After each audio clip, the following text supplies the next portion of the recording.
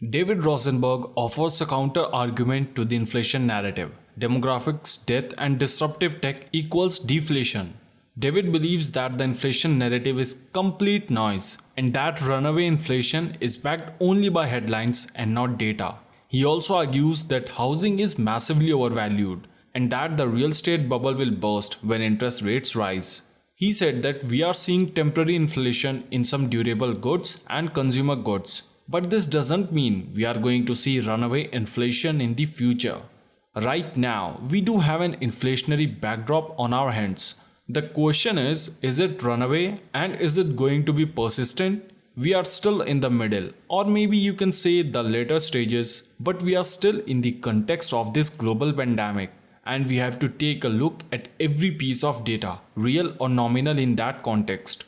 So we had a massive shock back in February of 2020, and it was a shock that had a much more pernicious impact on demand than it had on supply. So over several months, last winter and spring, we are in a temporary deflationary situation. If you remember, there was one time where the front month contract on oil actually went negative. Commodity prices were in free fall and we were in a deflationary situation. So that wasn't permanent and we have swung the pendulum the other way. And this inflationary situation that we are in right now is probably not going to be any more permanent than the deflation was just over a year ago we had. The additional shock was on demand more than supply. Then we had all the gargantuan fiscal and monetary stimulus. The monetary stimulus, of course, did a lot more to support credit and equity markets and assets in general. But this repeated on again of again. Gargantuan fiscal policy kept the glue together for the real economy. But the real game changer was Pfizer Monday. Who thought that antibodies were going to come this quickly and that the US economy for all depths and purposes would have reopened this quickly and the corporate sector wasn't prepared for it.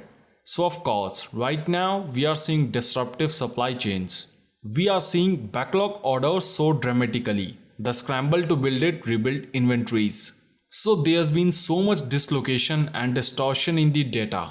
And right now we do have a big gap between demand and supply. That's proving to be inflationary for the time being. But David reminds that we had the reverse situation over a year ago.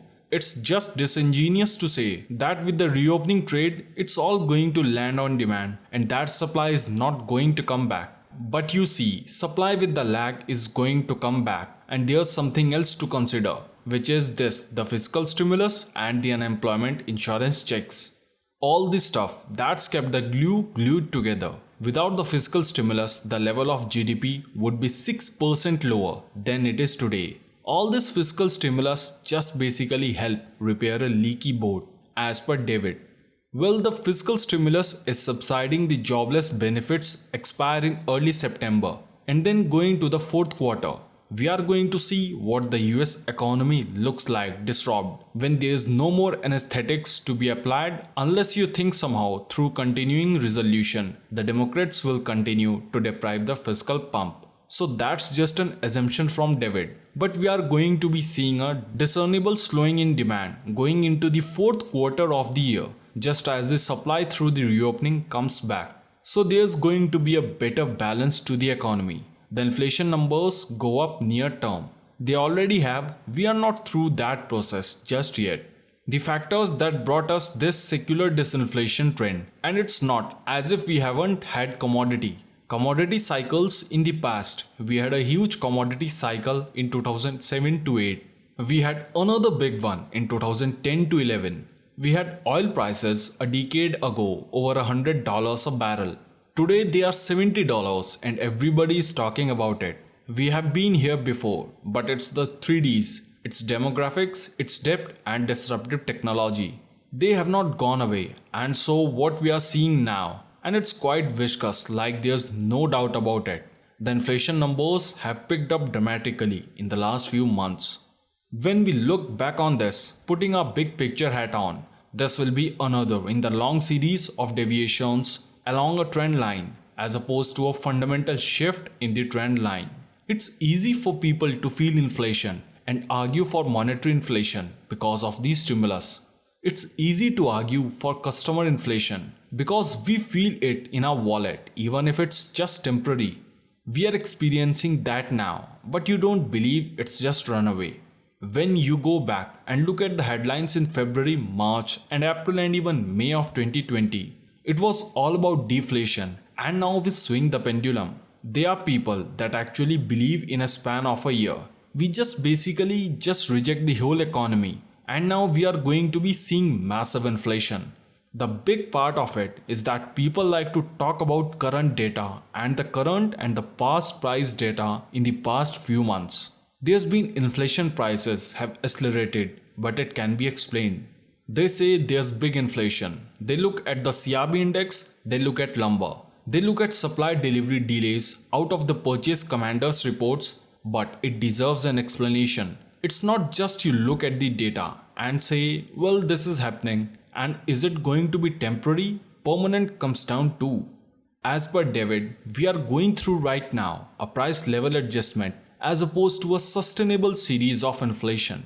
Of course, people now like to talk about this is a return to the 1970s in the most classic case of cognitive dissonance. The same people that are talking about the roaring 20s and the same people talking about a return to the 1970s. You couldn't have both because the roaring 20s and we are talking about the 20s after the Spanish flu. That was a period of mild deflation. The 1970s was a rare period. People don't understand as they go back to the 1970s, late 60s to the early 80s. That was a very rare period of time that inflation hardly ever happens. And now you are hearing all the time that the Fed has blown it. People look at the money supply numbers and they say, look at the money supply numbers. But they don't look at the credit numbers. They look at one side of the banking sector balance sheet because the money supply or the liabilities or the deposits in the system. Then look at the fact that money velocity is still declining. Bank credit is still declining. The Fed has just been fixing the leaky boat as far as fiscal policy is concerned, concludes David. So guys, please tell me your thoughts about David's views over all this scenario. I would appreciate your thoughts in the comment section below. Also, please like this video, share it with your financial community, and do subscribe to our channel if you want to receive more such fascinating videos. Bye bye and take care.